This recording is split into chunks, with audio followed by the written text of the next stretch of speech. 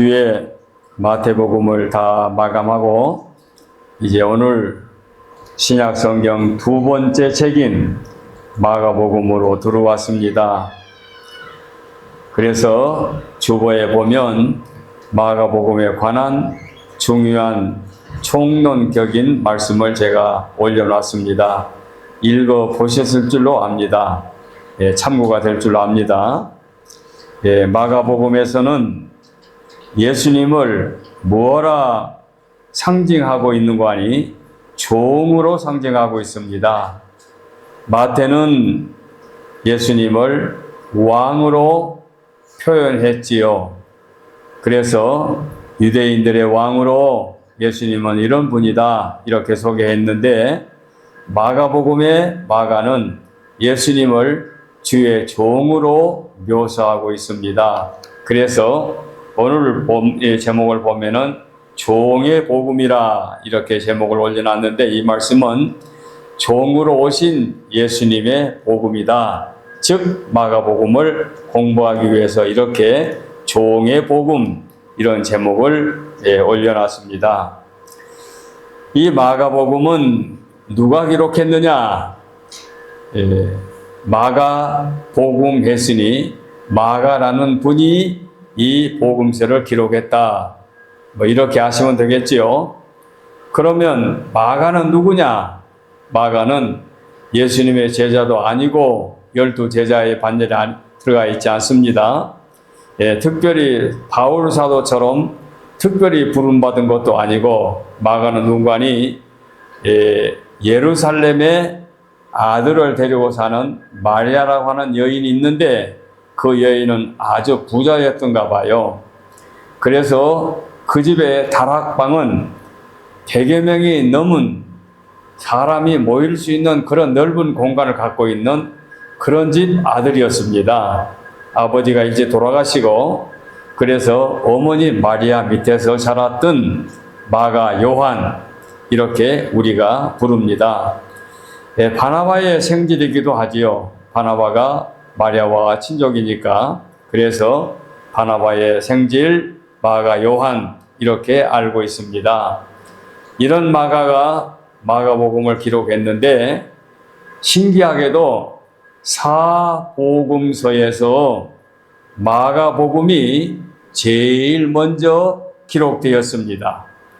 성령님께서 마가라는 분을 감동시켜서 감히 예수님의 생애를 기록하게 만들었습니다. 물론 네 사람 외에도 많은 사람이 부서를 들어 예수님에 관하여 쓰려고 했는데 다 실패했고, 네 사람이 기록을 완성했는데, 그 중에 마태, 마가, 그리고 이제 다음에 나오는 누가, 그리고 네 번째 요한, 이렇게 네 사람이 기록된 말씀이 신약 성경 앞 네 부분에 들어있어서 사복음 이렇게 우리가 묘사하지요.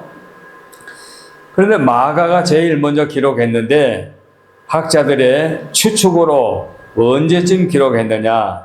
주후 60년에서 70년경에 기록했을 것이다 이렇게 봅니다. 그러면 주님이 33세에 이 일을 이루시고 승천하셨으면 60년 내지 70년이면 몇십 년 후가 되는 것이 짐작이 되지요. 그래서 마가복음은 70년경에 기록이 되었을 것이다. 그리고 마태복음과 누가복음은 80년경에 기록되었을 것이다. 약 10여 년 후에.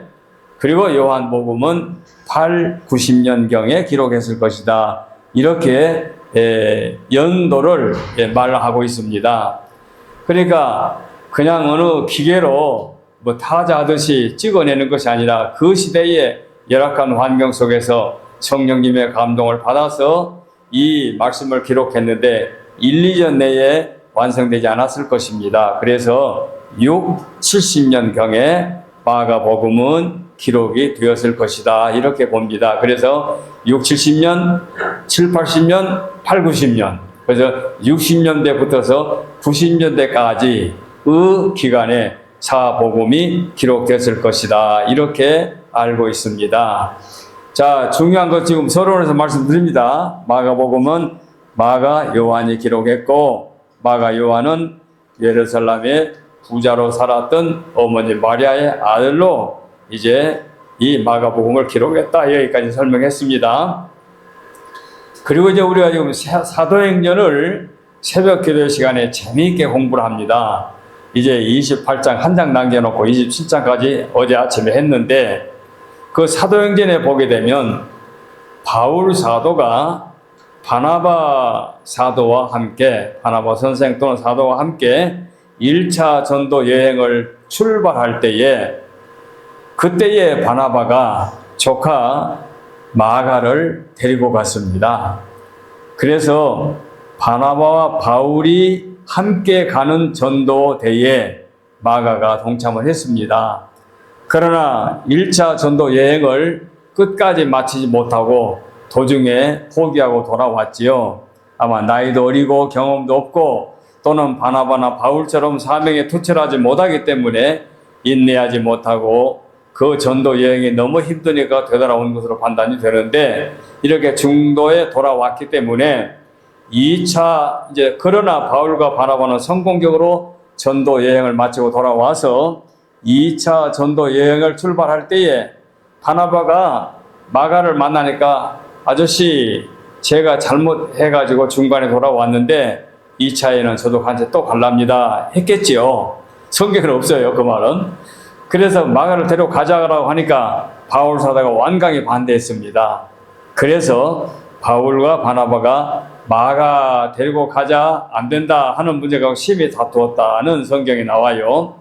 그렇게 해서 결국은 전도대가 두 패로 논아집니다. 두 파로. 그래서 바나바는 마가를 데리고 출발을 하고, 바울은 바울대로 전도대를 꾸려서 출발합니다. 이게 2차 전도여행 때 바나바와 바울이 그래서 논아지게 되지요.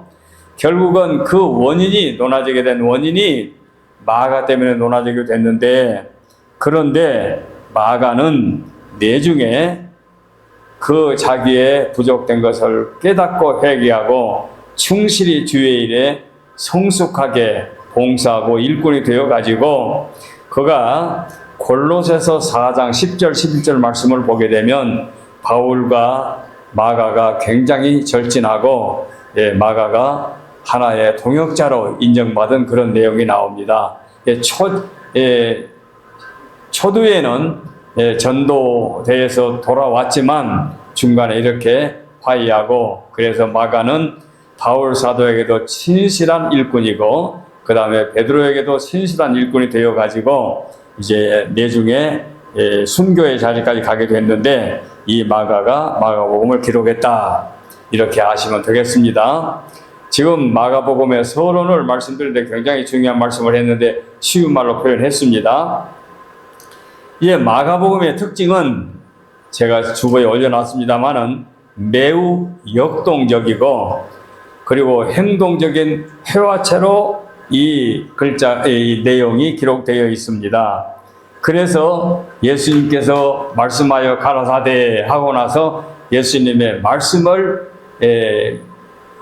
포인트로 잡은 것이 아니라 예수님의 실제 행동으로 뭐 환자를 고치셨다, 어디를 가셨다, 이렇게 행동을 보여주는 그 부분에 더 치중해가지고 역동적으로 마가복음을 기록했다, 이렇게 여러분이 기억하시면 될 줄 압니다.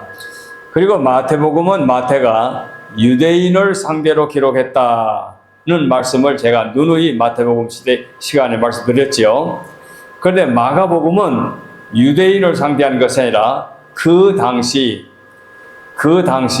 로마 제국을 대상으로 예수님은 이런 분이다, 예수님은 하나님의 아들이신데 이 땅에 오셔서 하나님이 원하시는 이런저런 일들을 행하셨다.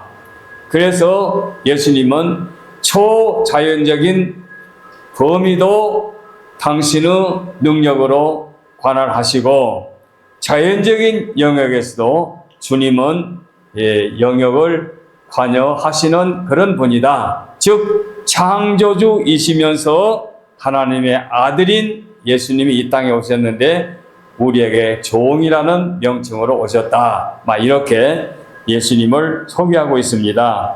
그래서 이 능력 많으신 하나님의 아들 예수님을 종의 자세로 오셔서 문제는 인류를 죄에서 구원해 주신 구세주다. 이것이 포인트입니다. 대단히 역설적이죠. 종으로 오셨는데 그 종이 인류를 죄에서 구원해 주셨다. 종으로 오신 예수님이 죽어가는 인간을 살려주셨다. 멸망받을 인간을 종의 반열에서 살려주셨다. 이것이 마가복음의 마가가 표현하는 하나의 방법이 되겠습니다. 그래서 마가복음의 큰 줄거리를 오늘은 종의 강림, 종의 복음으로서 종의 강림, 그 다음에 종의 사역, 종의 배척, 종의 영광, 종의 입성, 종의 승리. 입성, 승리는 좀 익숙하죠. 예수님의 생애를 공부하니까 이 말이 안 나올 수가 없죠. 그래서 오늘은 종의 복음에서 종의 강림을 우리가 상고하게 되겠습니다. 자, 1장 1절로 13절까지 일대지로 종의 강림이 나옵니다. 종으로 오신 예수님을 이제 1장 1절로 13절에 말씀하시는데, 종의 신호를 뭐라 말씀하십니까? 1절에 보니까 하나님의 아들 예수 그리스도의 복음의 시작이라 이렇게 나오지요. 그러니까 종으로 오신 예수님을 마가가 지금 첫 1장 1절에 하나님의 아들 예수 그리스도의 복음의 시작이라 이렇게 나옵니다. 그래서 종의 신원을 이렇게 밝힙니다. 하나님의 아들 예수 그리스도의 복음의 시작. 종 하니까 여러분 여기서 확실하게 짚고 넘어갈 일이 있습니다. 우리가 예수님을 종이라고 할 때 무슨 누가 어느 집의 하인처럼 그렇게 머릿속에 연상하지 마시고, 빌립보서 2장 6절로 11절 말씀에 보면은 여러분 듣기만 하세요. 이런 말씀이 나오지요. 그는 예수님을 지칭하는 말씀입니다. 그는 바울 사도가 빌립보 교우들에게 그는 근본 본래 하나님의 본체시나 하나님 한 분이시나, 그러니까 일체 한 분이시나 하나님과 동등됨을 취할 것으로 여기지 아니하시고 오히려 자기를 비워 종의 형체를 가지사 사람들과 같이 되시고, 즉 예수님이 인간의 몸을 입고, 그 말입니다. 사람들과 같이 되셨고 사람의 모양으로 나타나사 자기를 낮추시고 죽기까지 복종하셨으니, 죽기까지 복종은 십자가의 죽으심이죠. 복종하셨으니 곧 십자가의 죽으심이라.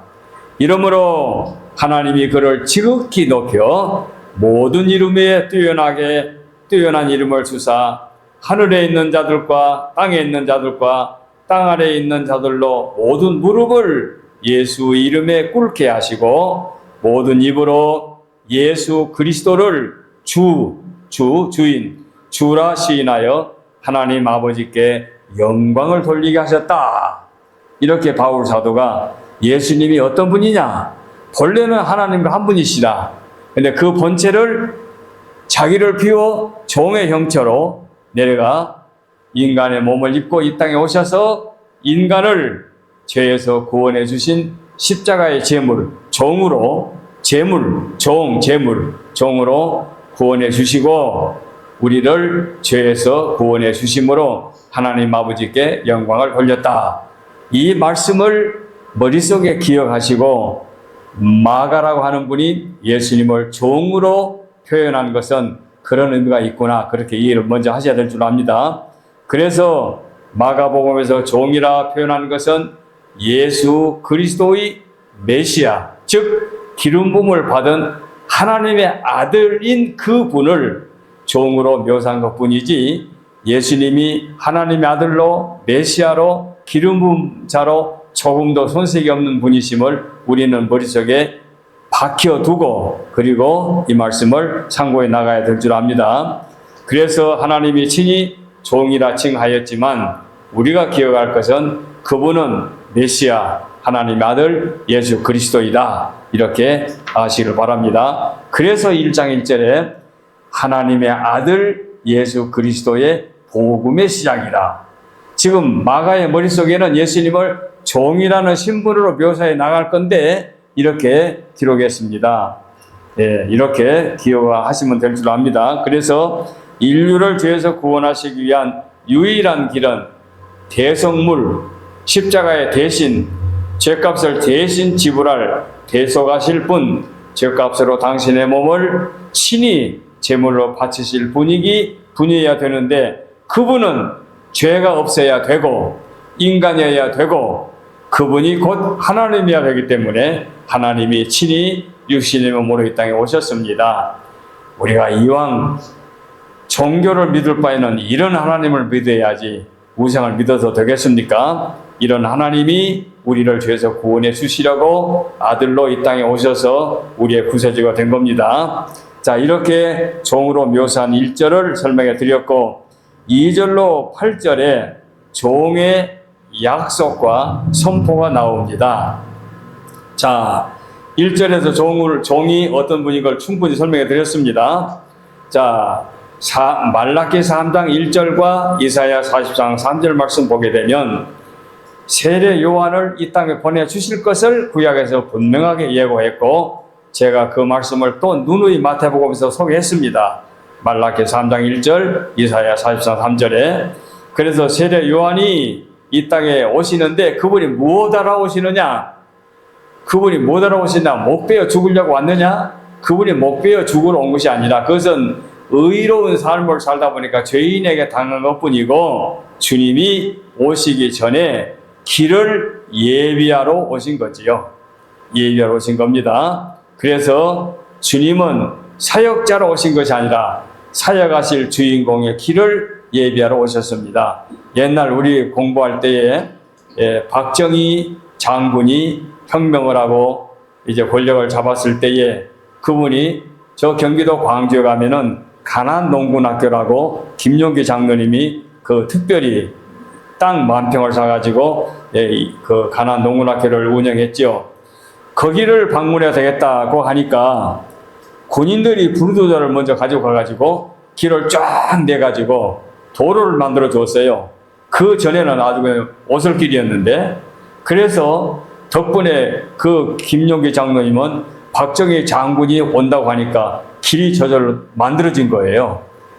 그 말을 저희들이 친히 가서 김용기 장로님에게 강의를 들으면서 그 말 들으면서 함께 웃은 일이 있습니다. 이런 식으로 우리 주님이 이 땅에 오시기 전에 하나님께서 세례 요한을 이 땅에 보내주실 것을 이미 예언하셨고 그 예언이 오늘 본문에 이루어진 말씀이지요. 그래서 우리가 5절부터 나와 있는데 바로 1절부터 올라가서 읽은 이유가 세례 요한이 오시게 되는 과정을 분명히 이해시키려고 그렇게 말씀했습니다.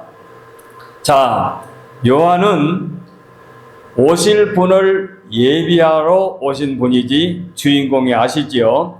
그래서 세례를 줄 때도 세례 요한이 세례를 베풀 때도 예수 그리스도의 이름으로 세례 주지 않았습니다. 오늘날 우리가 세례식을 베풀 때는 성부와 성자와 성령의 이름으로 세례를 주지 않습니까?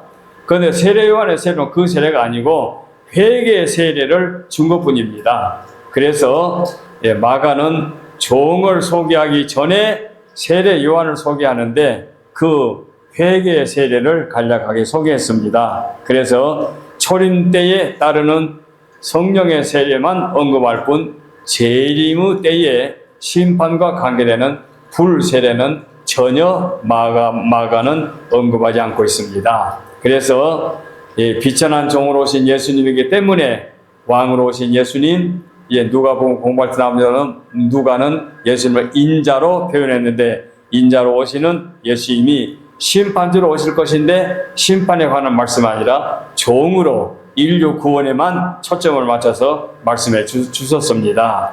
자, 그리고 난 다음에 9절부터 11절 말씀을 보게 되면 종의 세례가 나오지요. 종 하면은 예수님을 여러분 머릿속에 이제 기억해야 됩니다. 마가복음 끝낼 때까지 종 하면 예수님 이렇게 여러분 아셔야 됩니다. 죄 없으신 자로 자기 자신이 죄인들과 같이 그들과 호흡을 같이 맞추기 위하여 죄인들이 받는 세례를 예수님이 받습니다. 그러나 죄인들을 구원하기 위하여 오신 분이기 때문에 구세주로 세례를 받는 거지 그 예수님이 죄사함을 받기 위한 세례는 아닙니다. 그래서 사역의 본질은 잃어버린 자를 찾아 구원하시기 위해서 주님이 세례를 받으신 겁니다. 그래서 주님은 제사장적 취임하는 식으로 그 성스러운 세례에 임하게 된 겁니다.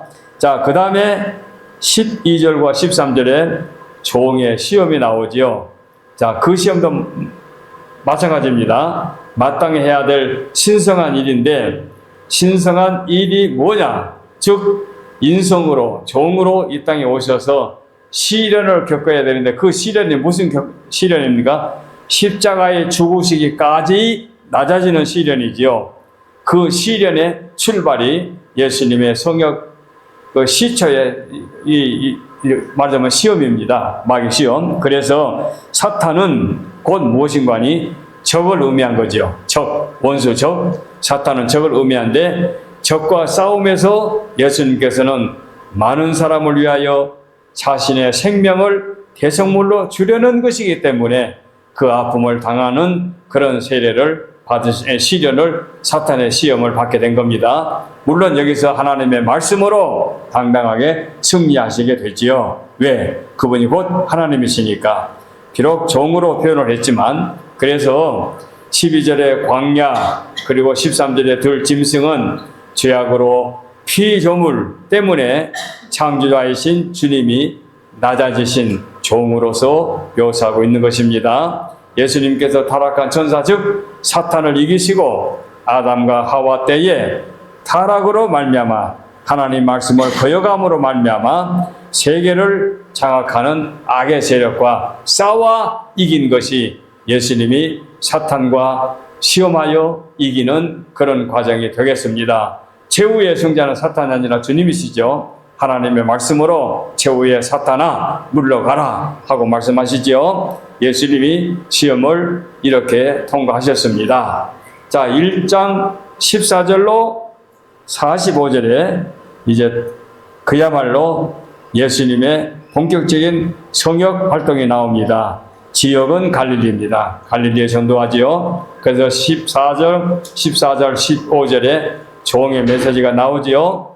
자, 종의 메시지도 하나 분명히 기억가 넘어갈 일이 있습니다.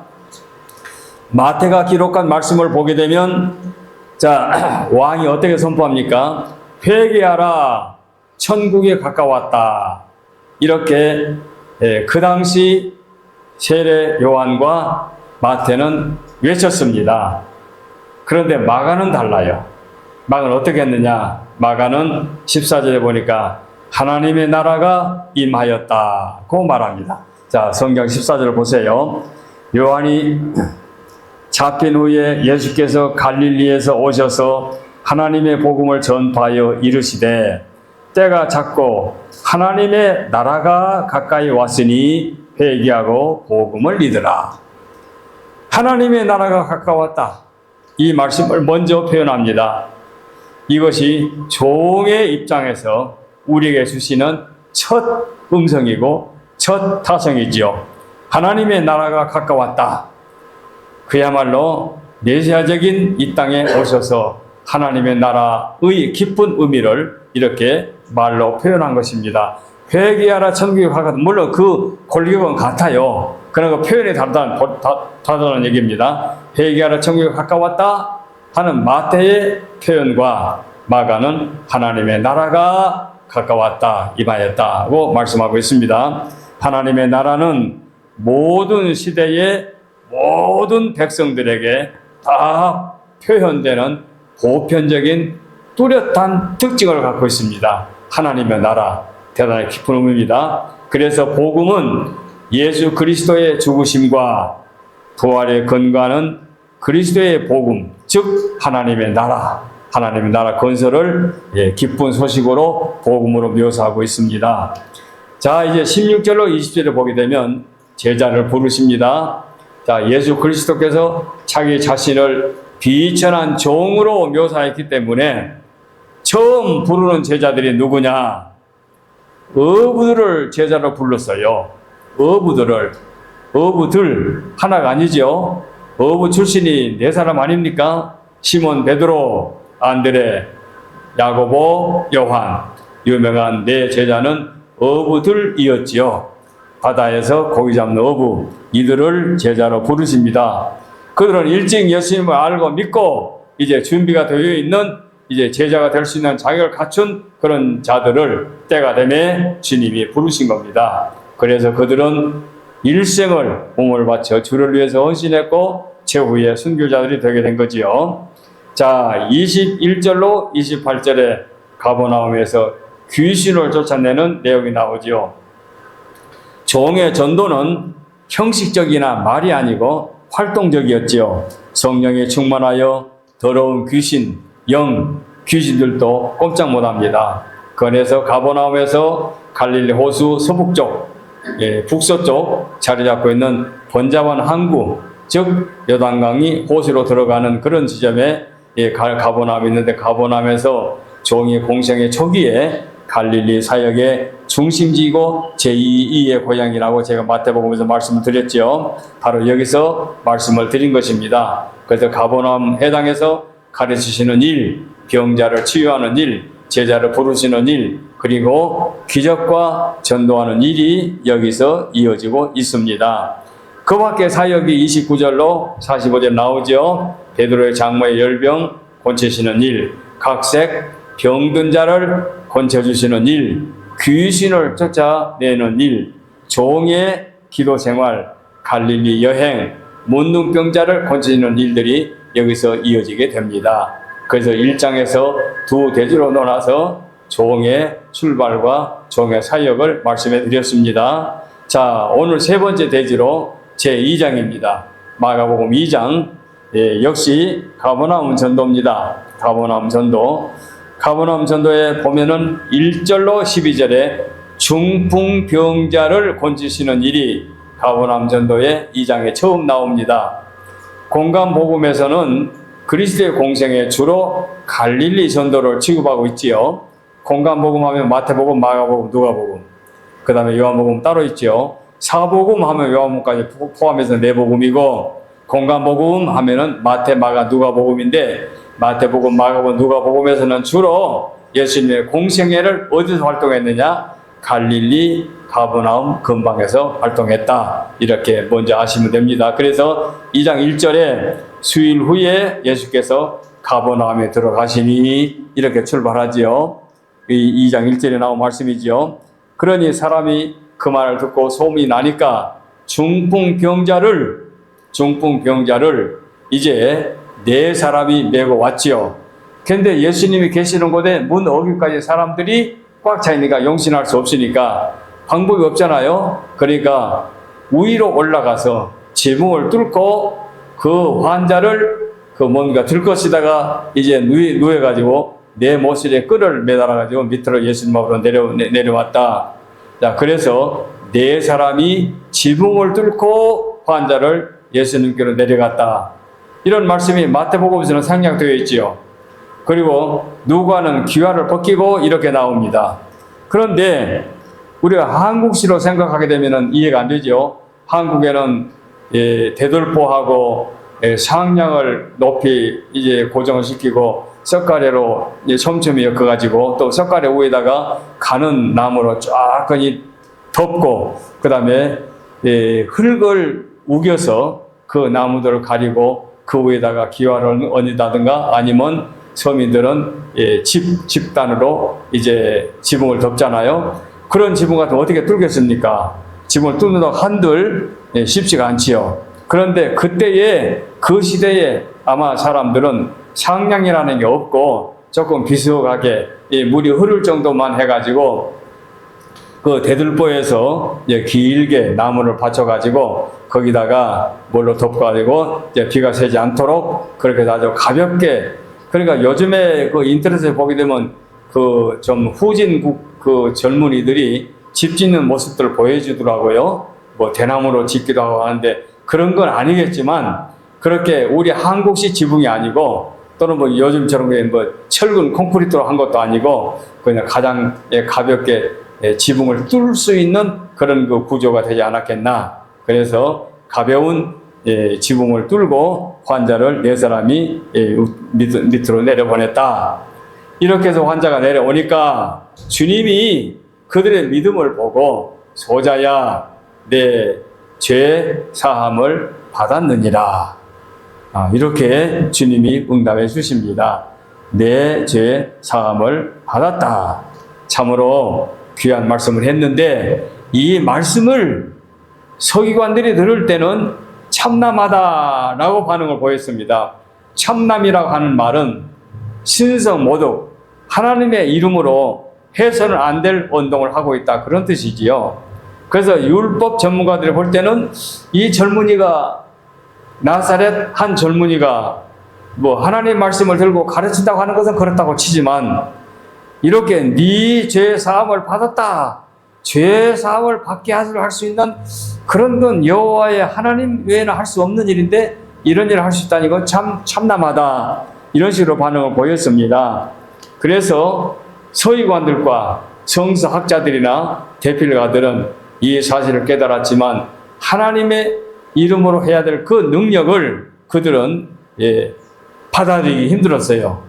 그래서 참남하다, 이런 반응을 보인 거지요. 그래서 그의 이적은 당신의 신성, 즉 하늘로부터 내려오신 분이면서 종으로의 십자가에 지실 분이기 때문에 이런 엄청난 지금 하나하나 일을 이루어지고 있는데 그 신성을 보여주기 위한 주님의 하시는 일을 그들은 참남하다, 이런 식으로 반응을 보여준 거지요.